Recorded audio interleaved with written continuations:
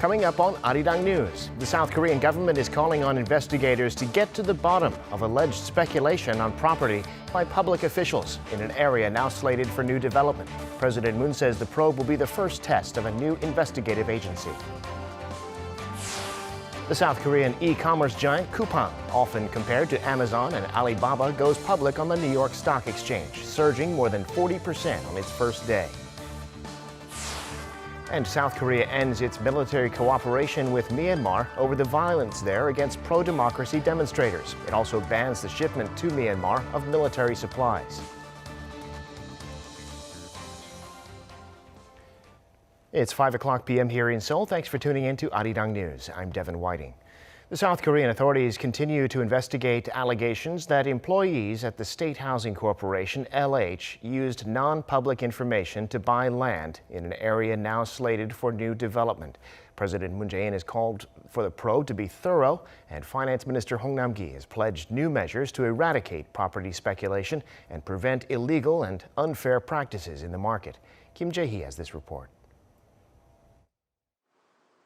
The government has called for all-out efforts into the investigation of the land speculation allegations involving employees from the state-run Korea Land and Housing Corporation, or LH. According to the spokesperson for the Blue House, Kang Min-seok, on Friday, President Moon Jae-in called for a thorough investigation into the LH scandal and vowed to make this an opportunity to eradicate deep-rooted illegal activities in the real estate market. President Moon said the first round of investigations into alleged land speculation by public officials might have revealed only the tip of the iceberg. He ordered thorough investigation into the transactions by relatives of the public officials and LH employees. He also called for measures to confiscate the gains earned through fraudulent speculative activities. The Finance Ministry on Friday has also vowed swift measures to eradicate real estate speculation and prevent the recurrence of illegal and unfair activities in the real estate market. The government will focus on the following four things: establishing a system that prevents any attempted speculative land purchases, illegal or unfair practices, building a system that efficiently detects and blocks these attempts, strongly punishing those found guilty, and confiscating the gains earned through illegal activities. The government's pledges come amid growing public anger over the speculative land purchase scandal involving officials from LH. The government has looked into more than 14,000 staff and executives at LH and the Land Ministry and identified 20 LH employees that allegedly used insider information for land speculation during the first round of its audit. Further investigations are currently underway. The scandal has sparked rage, with people already angry over sky-high housing prices. Hong pledged on Friday that the government will come up with innovative ways to reform the LH institution. He also noted that large-scale loans were made in the LH speculation case and urged supervisory agencies such as the Financial Supervisory Service to thoroughly investigate whether there was anything illegal in the loan process. Meanwhile, the government also plans to push ahead with its real estate policies to stabilize property prices, including the latest housing supply plan announced in February. Under the public-led 3080-plus housing supply plan announced on February 4th, the government plans to supply 836,000 new housing units across the country by 2025. Hong says the government plans to disclose the candidates for urban development projects as part of the supply plan by the end of March. Kim Jae-hee, Arirang News. And President Moon Jae-in has called on the police to take action to stop the kind of financial speculation now being investigated at LH. He was speaking Friday at a ceremony for the appointment of new police lieutenants and inspectors, stressing that the case at LH will be the first test of the newly launched National Investigation Headquarters. 우리 사회의 공정을 해치고 공직 사회를 부패시키는 투기 행위를 반드시 잡아주기 바랍니다. 또한 검찰을 비롯한 관계기관과의 유기적 협력을 통해 국가의 수사 역량을 극대화하는 계기로 삼아주기 바랍니다. The president said that the LH case needs to be an opportunity to reform public institutions and to reinforce integrity in the public sector. Moon added that he hopes the new investigative headquarters will help create a system of responsible investigation based on the principles of checks and balances and political neutrality. The South Korean government says it's suspending exchanges with the military of Myanmar and will ban shipments of military supplies to Myanmar. Seoul's been expressing support for democracy there amid the crackdown on protesters against the recent military coup. Our Foreign Ministry correspondent Yoon Jung-min is on the line with more. Jung-min, what's the latest? Sure, Devin. Seoul's Foreign Ministry announced this afternoon that it will halt any new projects or exchanges in defense and security with Myanmar's military. Those exchanges have mainly been in education.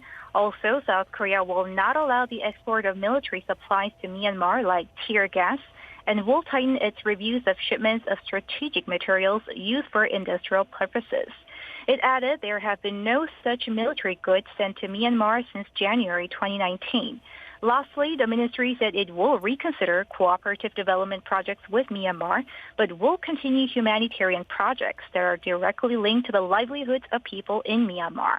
The ministry says it made the decision in light of the continued death of people in Myanmar, despite repeated calls from the international community, including South Korea, for the military to stop using armed force on its citizens. The Foreign Ministry also said it is keeping a close eye on the safety of Korean people and businesses in Myanmar. And as part of humanitarian measures, the ministry will allow Myanmar nationals staying in South Korea continue to do so if they wish until the situation there eases. The ministry says South Korea continues to be in close discussions on the issue with regional and global partners, including the U.S. and ASEAN. It added it will continue efforts to contribute to restoring democracy in Myanmar. Seoul's Foreign Ministry has repeatedly expressed its support for the people of Myanmar in their aspiration for democracy while condemning the use of force against them. It has been also calling for the immediate release of State Councillor Aung San Suu Kyi and other detained leaders in Myanmar. Back to you, Devin. All right, Yoon Jung-min reporting there from the Foreign Ministry in Seoul. Thank you for that. And a UN human rights expert says crimes against humanity are being committed in Myanmar. He told the UN Human Rights Council that since the coup, more than 2,000 people have been detained arbitrarily. Bae Eun-ji has this report. The death toll has been rising from the brutal military crackdown in Myanmar. The UN human rights investigator on Myanmar says the military junta had murdered at least 70 people. They were educators, they were engineers, they were students, they were many ages, but more than half of those murdered were members of Generation Z, or young people under the age of 25. He told the UN Human Rights Council that the military is detaining dozens, sometimes hundreds every day, saying more than 2,000 people have been detained since February 1st. And the violence has even spread into people's homes. There is extensive video evidence of security forces viciously beating protesters, medics, and bystanders. There is video of soldiers and police systematically moving through neighborhoods, destroying property, looting shops, arbitrarily arresting protesters and passersby, and firing indiscriminately into people's homes. He urged member states to take strong, decisive, and coordinated action as a coalition of nations, calling for multilateral sanctions on the junta leaders and on the military-owned oil and gas enterprises. Without sanctions, Myanmar's natural gas projects will generate revenues of about $1 billion this year, money the military could use to fund their attacks on protesters. Myanmar's foreign ministry rejected the UN criticism, claiming that the authorities have been, quote, maintaining law and order. Authorities have been exercising utmost restraint to deal with the violent protests. He added that since February 8th, the authorities have imposed a measure which prohibits gatherings of 5 or more people in public places where violent protests have, quote, created disturbances to the public order and the rule of law. Bae Eun-ji, Arirang News.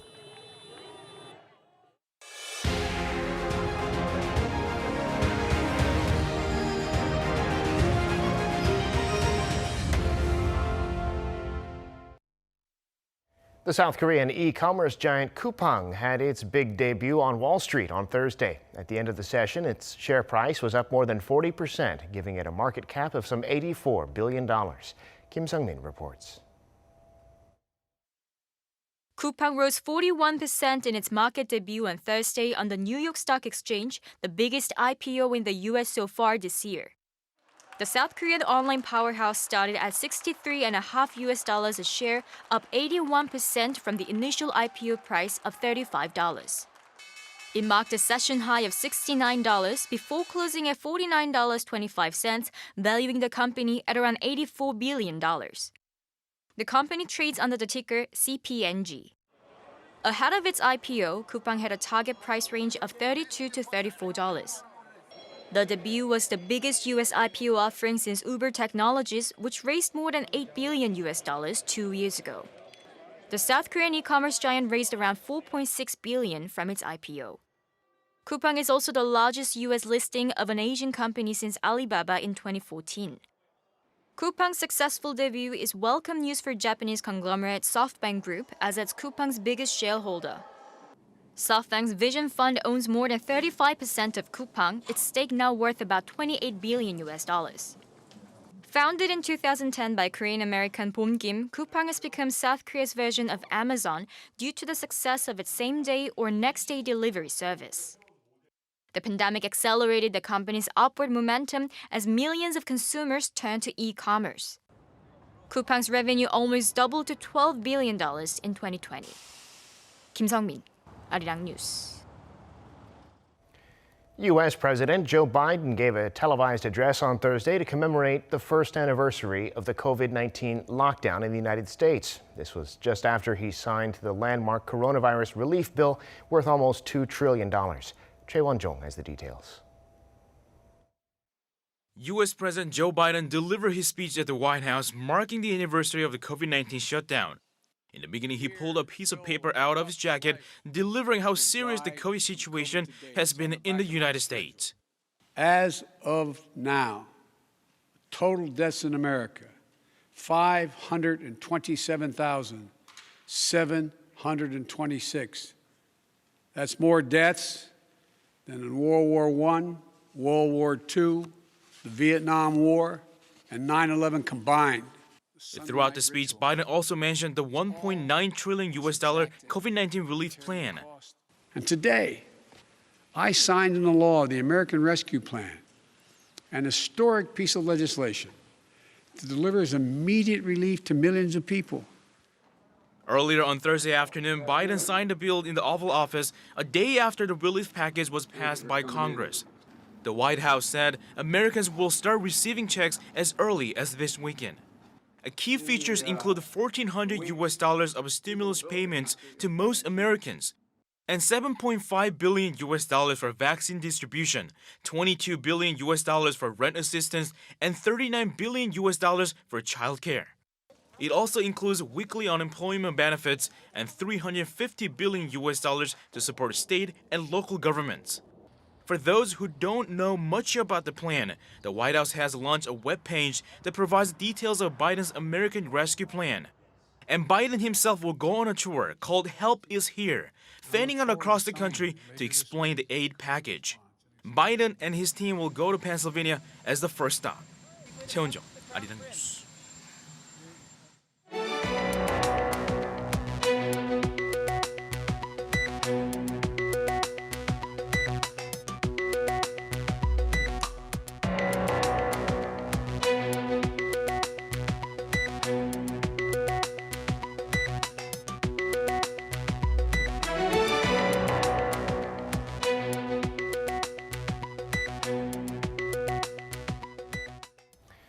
Time now for an in-depth look at the market news this afternoon, and for that I'm joined on the line by Mr. Daniel Yu, Global Strategist at Yuanta Securities. Mr. Yu, good to have you back on. Good afternoon. Well, a nice gain on Wall Street overnight. The Dow and the S&P now at new all-time highs. There was the signing of the stimulus bill, better than expected jobs numbers. What's the story in the global markets? Yes, if you look at the U.S. market, Dow Jones continued to gain another 188 points, up about 0.6%, and S&P 500 added about 1%. And particularly the one that has been underperforming, the NASDAQ, surged by 2.5% yesterday, and also on top of that, the continued small mid-cap stock performance actually was occurring, and it has risen almost 2%. Clearly, the policy side, there's a benefit happening with President Joe Biden signed the $1.9 trillion COVID relief package on Thursday afternoon, with the Republican calling it unfit for the moment as COVID-19 vaccines pick up and more states move towards reopening of their economies. But nevertheless, I think that because of the seriousness of how many people died because of this COVID-19 and that the economy has shrunk actually quite sizably, this kind of relief package is definitely something was necessary. If you look at the macro side, weekly unemployment claims in the week ended March 6 totaled seasonally adjusted about 712,000, which is Dow Jones' estimation of 725,000.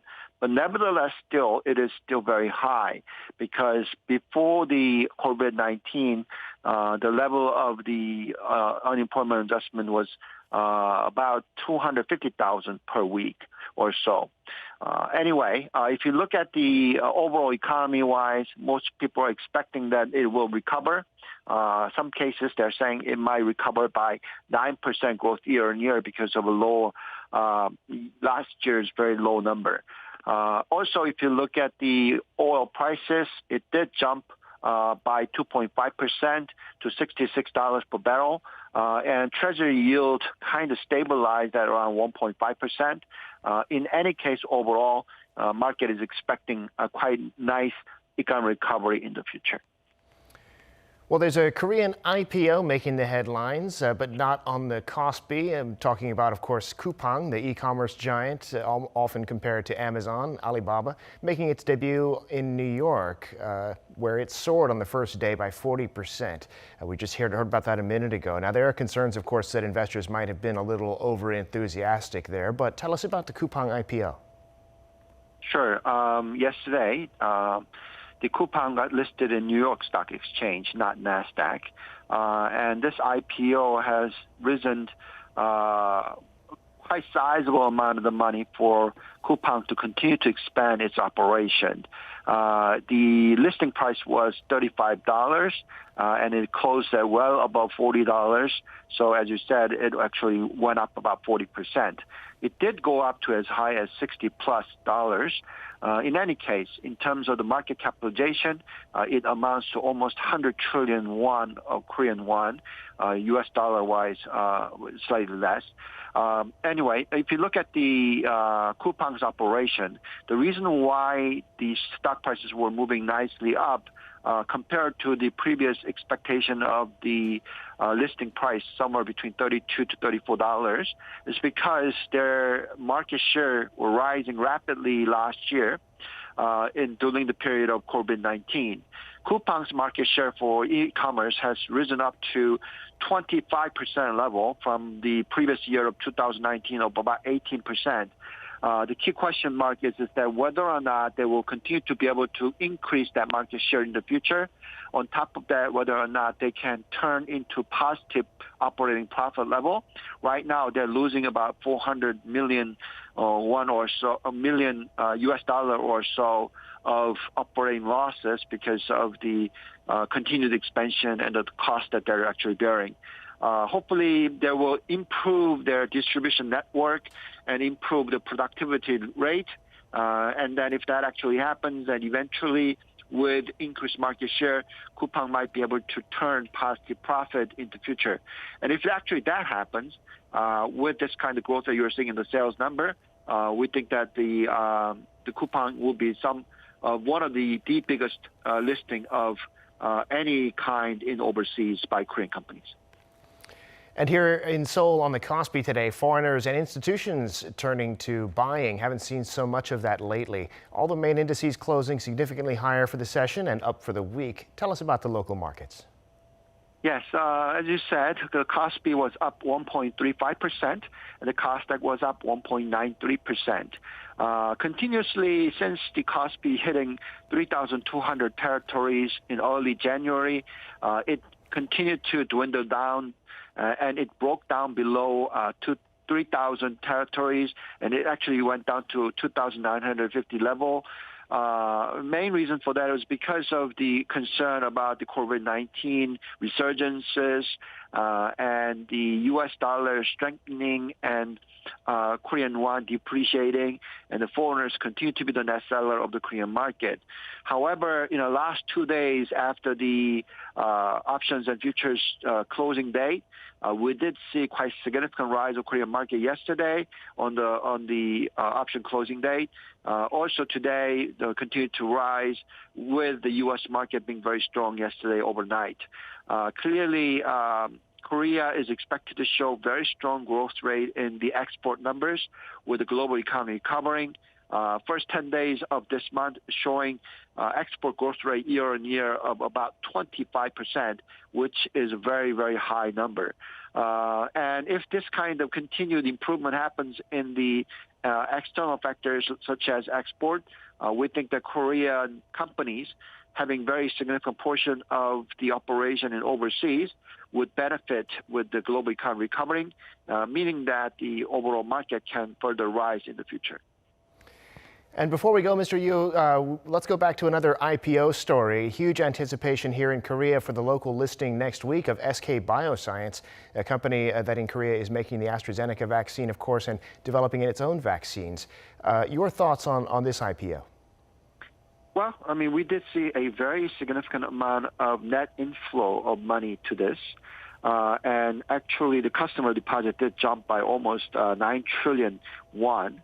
Of course, today, after this IPO is over, the money kind of fell off from the customer deposit. In any case, any bio listing were quite hot item for Korea. We've seen that cases for many other companies. We think that the bio industry is definitely something that we need to invest into. But in terms of whether or not they'll be successful in these vaccines or any kind of new drugs, it's all question mark. So for me, as in terms of investing into the bio stock, I rather use ETFs to invest rather than finding a specific companies. So meaning that if you are able to get some shares of this stock, and once you get it, you will have a very strong returns. But in terms of the distribution of the money that you actually inputted in order to get those shares, it will be very small. So I think that the implication is quite minimal. So in any case, with the stock prices as listing goes through, anybody who subscribed to this would have quite significant return in a very short-term period. Maybe the prescription is a little diversification. All right, Mr. Yu, we'll have to leave it there for this week. Thanks so much for sharing your insights with us, and have a great weekend. Thank you. You too.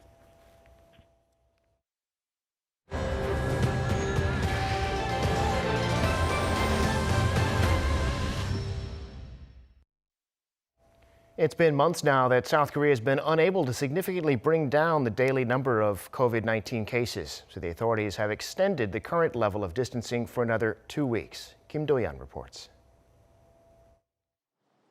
The South Korean health authorities said Friday that the current level of social distancing will be maintained for 2 more weeks.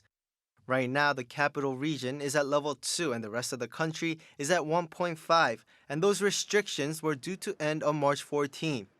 This comes as South Korea on Friday reported 488 new COVID-19 cases, with 467 of them being transmitted locally. For the past 2 months, the number has been hovering around this range. Looking at the past week, the average is above 400, which is the threshold for a stricter set of rules. Making the announcement, South Korea's Prime Minister said this is a critical moment. There is a fierce battle now between the momentum building for a 4th wave and our virus prevention efforts.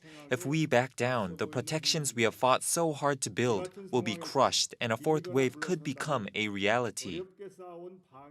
This means most rules will stay as they are, including the ban on restaurants letting customers dine in after 10 p.m. But a few rules will be eased starting Monday. There'll be a little more flexibility in the ban on gatherings of 5 or more people. The families of the bride and groom, for example, can meet for pre-wedding introductions if there are no more than 8 people. Up to 8 family members can also get together if some of them are children 5 or younger. In addition, venues that host traditional first birthday parties for babies, celebrations known as 돌잔치, will be able to host up to 99 people at each one. And public baths, which have been closed for months, will now be allowed to operate until 10 p.m. but under strict guidelines. The fight against COVID-19 has been long. We want to ease the restrictions so that we can keep fighting, because we can't keep stopping and starting our daily routines. In the meantime, officials will be proactively inspecting businesses that host groups of people like singing rooms and gyms to make sure the guidelines are being strictly adhered to. They'll also conduct mass testing at workplaces with lots of foreign nationals. The government has also decided to extend the ban on flights from the UK until April 1st. Kim Do-yeon, Arirang News. And that brings us to the end of this newscast. Thank you for watching. More live news coming your way at 7 p.m. Korea time.